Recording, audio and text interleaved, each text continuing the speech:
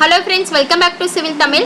இந்த வீடியோல நம்ம என்ன பார்க்க போறோம் அப்படினா 3ds max க்கும் civil 3d க்கும் உள்ள டிஃபரன்ஸ் தான் பார்க்க போறோம். சோ இதுல என்னென்ன இருக்கு, இது சாஃப்ட்வேர் civil 3dன்றது சாஃப்ட்வேரா இல்ல அப்படிங்கறத முக்கியமா பார்க்க போறோம். வீடியோக்குள்ள போறதுக்கு முன்னாடி சேனலை சப்ஸ்கிரைப் பண்ணிக்கோங்க, கூடவே பெல் பட்டன் கிளிக் பண்ணிக்கோங்க. சோ அதுக்கு முன்னாடி ஒரு சின்ன இன்ஃபர்மேஷன்.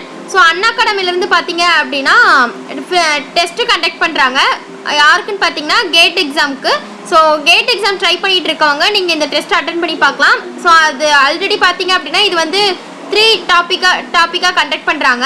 ஸோ ஃபர்ஸ்ட் ஒன் பார்த்தீங்க அப்படின்னா 14th நவம்பர் கம்ப்ளீட் ஆயிடுச்சு.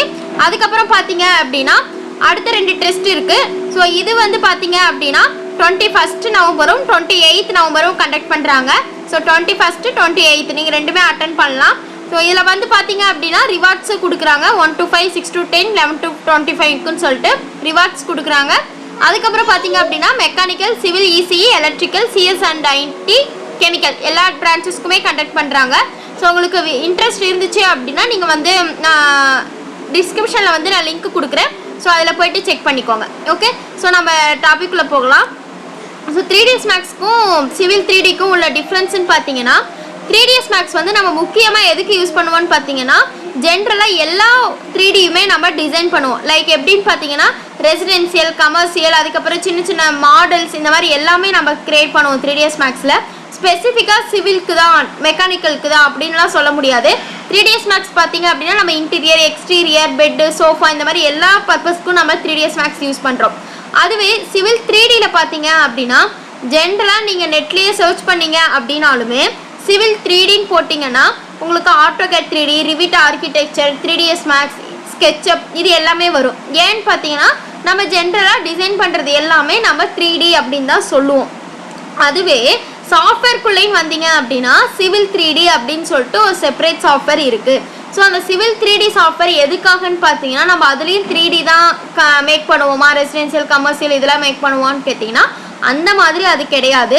சிவில் 3D அப்படின்னா நம்ம கான்டூர் மேப்ஸ்லாம் படிப்போம் இல்லையா, அந்த கான்டூர் பாயிண்ட்ஸ்லாம் நம்ம மேக் பண்ணிவிட்டு அதை ஜாயின் பண்ணி சர்ஃபேஸ் கிரியேட் பண்ணுறது இதெல்லாம் பண்ணுவோம் இல்லையா. ஸோ சின்ன கான்செப்ட் மட்டும் நான் அது என்னன்னு மட்டும் சொல்லியிருக்கேன்.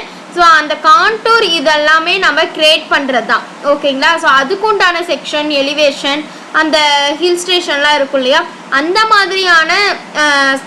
மாதிரியான ஐடியாஸ்லாம் கிரியேட் பண்ணுறது தான் நம்ம civil 3D software. Civil 3D அப்படின்னு நம்மளுக்கு ஆட்டோடெஸ்கில் செப்பரேட்டாக ஒரு சாஃப்ட்வேர் இருக்குது.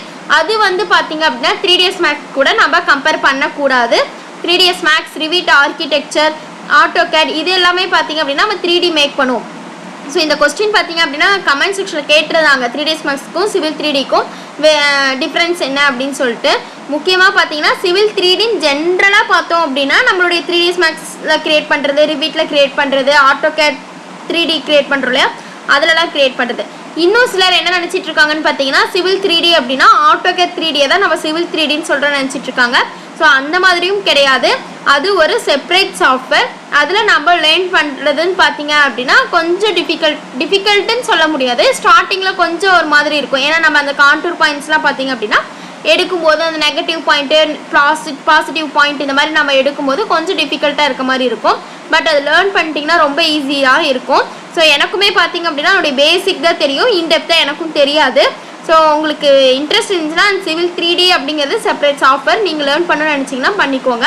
பட் அதை வந்து நம்ம 3ds மேக்ஸ்க்குள்ளே கம்பேர் பண்ண வேண்டாம். ஓகேங்களா. ஸோ இந்த வீடியோவில் டவுட் இருந்துச்சுன்னா கமெண்ட் செக்ஷனில் கமெண்ட் பண்ணுங்கள், வீடியோ ஷேர் பண்ணுங்கள், லைக் பண்ணுங்கள், சேனல் சப்ஸ்கிரைப் பண்ணிக்கோங்க. தேங்க்யூ.